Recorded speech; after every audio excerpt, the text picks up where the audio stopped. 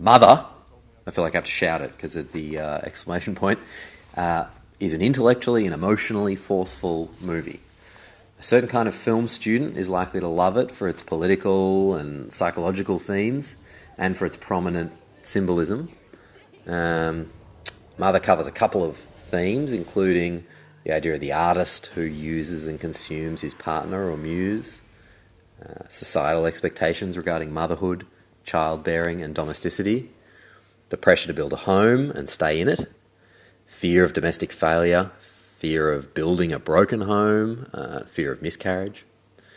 Mother is also about the cyclical trauma of motherhood, generation to generation or individual to individual, repeating dangers of motherhood, or at least the dangers of a particular subservient kind of motherhood where the self is forfeited for the family.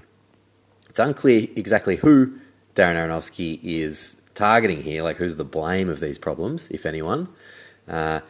Some points in the movie it seems like husbands are to blame, other time the idea of family or broader societies. Maybe all of these are responsible. Now all these questions and these ideas are really interesting, like these are topics I'm really interested in, and some of the symbolism in Mother is also really interesting, but I didn't like it overall. I think the reason I think the problem with Mother is that it pushes these themes and its symbolism, it pushes it onto its audience too hard. It pushes it with a heavy, repetitive hand. Anyway, still some really interesting ideas. For me, the central theme, or the most interesting, was the idea of the horror of the domestic space and the idea of the house as monster. Mother, which is the only name we're given for her, or this is the name she's credited with, is the character played by Jennifer Lawrence, is trying to build a nice home, a nice house. Throughout the film, though, this house seems to represent different negative forces. Constraint, isolation, a traumatic past, and the societal pressure to build a family. There's a sense that if only Mother could escape the house or destroy it, she'd be free from her turmoil. The walls are large, dark and oppressive. They're coated in paints of dissonant greys. When Mother leans too close to them, the manifestation of her anxiety and fear, her straining, burning heart appears. Whether the walls are functioning here as a reminder of past trauma, or whether it is the walls themselves that are the present trauma, that is, domestic encasement, entrapment, the house is definitely a source of horror. She drinks a colourful concoction to try to manage her heartburn, but it's futile. Her problems run deeper. There are many monstrous figures in Mother, including the husband, played by Javier Bardem, but the house is the central monster of the film, I think. So these are interesting and they're scary ideas, and at times they worked well, but ultimately they were just pushed a little too hard and for a little too long for me. Watching Mother, I was reminded of other movies and TV shows I've watched recently that explore the same sorts of themes, but to better effect. For example, I just watched the finale of Twin Peaks: The Return. I won't spoil that, but I think it touches on the same idea of the home as a site of trauma and the house as monster. But that finale, in my opinion, is a much better example of an artistic, surrealist exploration of the same sorts of issues. The Twin Peaks finale, I think, is better because it's more subtle, and the imagery and the symbolism there supports a larger story and characters. Where Twin Peaks uses lighting, camera angles, facial reactions, sound design and score to enhance this association between house and horror, Mother primarily uses pretty basic pop psychology symbolism. Hearts shriveling up, blood oozing from the floor, ash in the air, and abject gore bubbling up from the plumbing. One is subtle and immersive, the other is heavy-handed and overly symbolic. Granted, Lynch has 27 years of characters and plot that he's working with, but still I think the comparison highlights the different style and some of the problems I had with, or some of the limitations of, Mother's choices. There are times, though, when Mother is subtler with its messaging. These are its most successful moments. Unfortunately, they're pretty rare though, and are all really in the first act. The first 30 minutes is when I think these moments work best. Still, they're worth praising. Jennifer Lawrence's performance is effective in its like ineffectual, in its depiction of an ineffectual victim. Her voice isn't just soft; it's weak and embedded with an emotional vulnerability that reminds of that same weakness, that helplessness that you might feel in A Nightmare. You know, she tries to call out, but it's this weak voice. The way her attempts to assert herself in the home, I'll take these glasses, I'll paint this wall, and ultimately I'll have this baby, the way those things are denied are subtle and effective. Bardem's character, like politely rejects and supersedes her will at many turns in a slightly stronger, deeper voice. No, I'll take those glasses. We aren't having children, and so on. It's appropriate that the dismissal of mother's will is casual and under the veil of social politeness.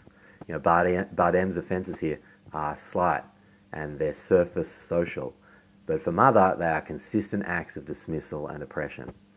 The fact that they're part of social or domestic duties reinforces the notion that she's being suffocated not by real monsters or violence, but by her small domestic life. The larger narrative of the first act, that mother has decided to rebuild someone else's home as or instead of her own, is an interesting story of subservience and forfeit in an unbalanced relationship. These moments work because they're grounded in a realistic story, and the symbolic elements work subtly to support that story. Where things go wrong is in Acts 2 and 3, when these ideas are hammered home too hard. What was subtle and interesting becomes prominent and heavy-handed. Symbolism is no longer a supporting player, but appears front and centre. This symbolism is not introduced to service new themes. These are the same themes that had already been presented more effectively. We already sense that the home mother is building is somehow off and that it represents her encasement. We are then given scenes of the walls crumbling down on her heart shrivelling up under this pressure, images of a house burning to ash and old wounds reopening and bleeding into the home. These images feel like they were concocted by a film student who had just read psychoanalytic film theory book before writing an early script to me. Where Lawrence's meek voice and casual dismissal was so effective in Act 1, in Act 2 and Act 3 she's outright ignored. The function of this seems to be only to make the point already made. She's being disempowered by the social forces pressing in on her, but in a more obvious way and with a less relevant perpetrator. In Act 1 it was her husband ignoring her requests in an eerily believable way. In Acts 2 and 3, it's strangers intruding uninvited into bedrooms or jumping on unbraced sinks despite mother's instructions. These moments ring less true and just feel like a redundant, less competent depiction of the same ideas. One thing that does work in Mother is the general sense of discomfort and anxiety throughout. The pressure and claustrophobia build and build, creating discomfort, and this is no doubt intentional. There's a lot of good stuff here. It's just pushed too far. 1 and then 2 uninvited guests appear in her house, played by Ed Harris, Michelle Pfeiffer. Even 4 uninvited guests provide an effective sense of intrusion, threat and tension, but this idea too is repeated ad nauseum and pushed to the point of silliness in the final 2 long stretches of Mother. Mother has a lot in common with Aronofsky's second major movie, Requiem for a Dream, a movie I much preferred. Requiem also establishes basic, real-world concerns early and follows them through to their darkest logical conclusions. It reaches extremes, but it remains engaging and refrains from absurdity because it stays in the real world. Requiem also resists using heavy-handed symbolism. The descent into extremities fits the theme more appropriately, as the issue at hand in that film, addiction, is something that really does spiral out of control in that way. So it feels consistent and realistic. So in Requiem, there was a consistency between content and structure. In Mother, these two feel at odds. The simpler drama of the first third, with its subtle sense of anxiety and suffocation, fits the theme. The surrealism of the final 2/3 seems to clash with the real-world concerns that were established first. When the surrealism and the symbolism become too prominent, we lose sight of what they actually represent. The important points the film has to make about the dangers of motherhood, or a certain kind of motherhood, ironically, are suffocated by the structure and style that house them. I wonder if the main problem here was time. There are good points and good images throughout Mother, but they're stretched too thin over 2 hours and across 2 genres, realistic drama and surrealist horror. Maybe a short film in the first format, or a short art house film in the second might have better restrained and contained these ideas. Mother explores important real-world issues, but comparisons with Aronofsky's earlier films and with other recent explorations of similar topics reveals the problems with his method here. The issues are real, but the movie devolves into frustrating, repetitive symbolism. 2.5 out of 5 stars.